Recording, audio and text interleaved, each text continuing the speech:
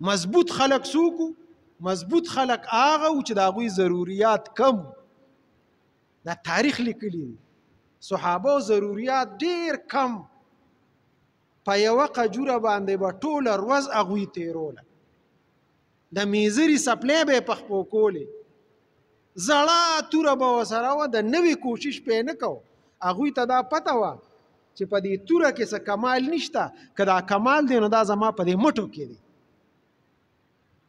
نو هغوی دویمه توره ځان له نه اخیسته، ټکنالوجي یې نه زیاتوله چې یاره زه یې ټمبم جوړ کړم او زه ټینکونه جوړ کړم. په ټینکونو باندې جهاد نه کیږي، جنگ نه کیږي. په دې سړی نه مضبوطیږي، مضبوطیږي هغه د ایمان په قوت باندې او په دغه صفت باندې چې د یو سړي ضروریات کم شي.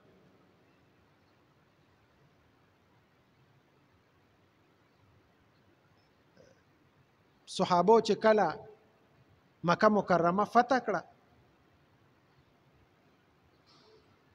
د اسلام سخت دشمنان،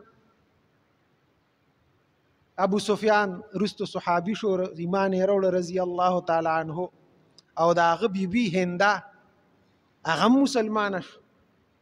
نو پیغمبر علیه السلام ته یو ورځ تپوس کوي ته ولې مسلمانه شو؟ هندې ته وي. هنده هغه ښځه ده چې د حضرت حمزه زړه یې په خوله کې چوپلی و، د ډېر بغض نه او ډېر د اسلام سخت دشمنانو. ورته وی ولې مسلمانه شوې، څه چلو؟ هغې ورته وی حضرت زه د دې صحابو د عبادت نه متاثره شوم او زه مسلمانه شوم. وایي زه چې کله د دوی تماشه ما کوله او دوی مکې مکرمې ته فاتحانه تاسو را دننه شوې، نو چې شپه شوه دغه صحابه کرامو چې هغوی په آسونو باندې سوارو، د شپې هغوی ما وکتل چې په بیت الله کې لګیو، چا طواف کو، څوک په سجده کې وو، څوک په رکوع کې وو، څوک په قیام کې وو.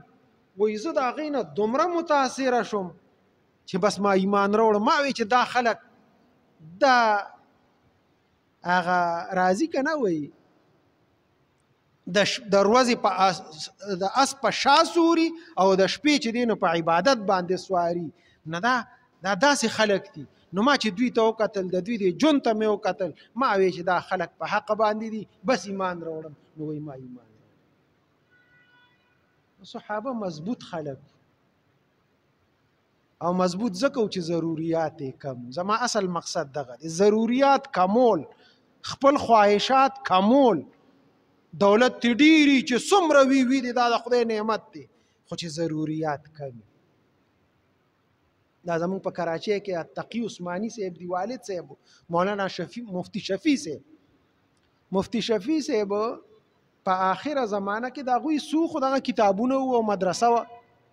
په آخره زمانه کې د وفات په ورځو کې یو کټ چې هغې کې به سملاسته او یو څو کتابونه مخې ته پراتو، او بس دغه دا کمره کې چې کم سامان بستره دغه د هغو. نو په دې اخري شپو کې، په دې اخري ورځو کې تقي عثماني صاحب وایي زه یې راوغوښتم، ما ته یې ویل چې بچي دا هم زمانه لر کې دا بستره د فلانکي شو، هغه هم تقسیم کړل، دا شی د فلانکي شو، دا باتروم کې دا لوټه پرته ده دا د فلانکي شو، په دې بچو باندې هغه شته ارسم تقسیم کړل. یعنی بالکل ځان د دنیا نه فارغ کړ چې زما هېڅ په دې دنیا کې نشته، دا زه ستاسو نه په سوالي په هغې کې پروت یم، دا دي ستاسو، اوس پکې زه دا یو څو ورځې سبا کوم، بس دغه زما دي. ضروریات یې ختم کړل. دا خواهشات چې څومره دي دا ختمول پکار دي. دا خواهش دی، دا خواهش دی، دې سره سړی مضبوط نه پاتې کېږي.